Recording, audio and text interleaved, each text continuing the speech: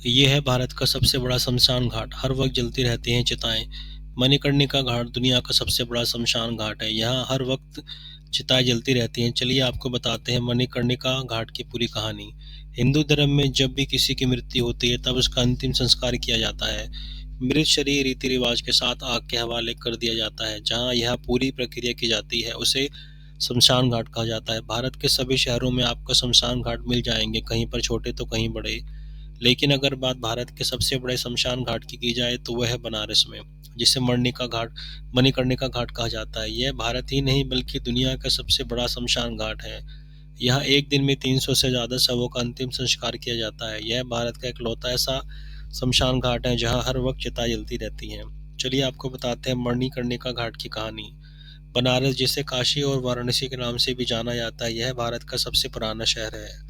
ऐसा माना जाता है कि अब से करीब 5,000 साल पहले वाराणसी की स्थापना की गई थी। तो वहीं कुछ जानकारों का मानना है कि ये शहर 3,000 साल पुराना है। बनारस में कुल 84 घाट है, जिनमें सबसे बड़ा घाट मणिकर्णिका घाट है। यह भारत का सबसे बड़ा शमशान घाट है। यहाँ एक दिन में 300 से ज्यादा शवों का अंतिम संस्कार किया जाता है। मणिकर्णिका घाट के बारे में कहा जाता है कि यहाँ जिसका अंतिम संस्कार होता है उसकी आत्मा को मोक्ष की प्राप्ति हो जाती है, और यही वजह है कि भारत के दूर दराज के इलाकों से भी बहुत से लोग अपने आखिरी समय के लिए यहाँ आने की ख्वाहिश रखते हैं।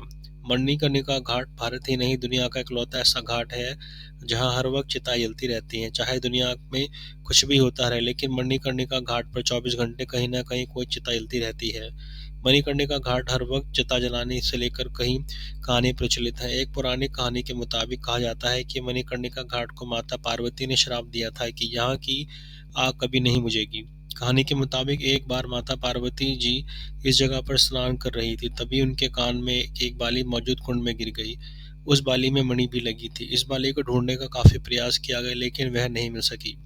बाली नहीं मिली तो माता पार्वती को काफी गुस्सा आया, इसलिए उन्होंने इस जगह को श्राप दे दिया, मेरी मणि नहीं मिली, ये स्थान हमेशा जलता रहेगा। और यही वजह है कि हर वक्त यहाँ चिताएं जलती रहती हैं। कहानी के मुताबिक यहाँ भी कहा जाता है कि यही वजह है कि इस जगह का नाम मणिकर्णिका रखा गया।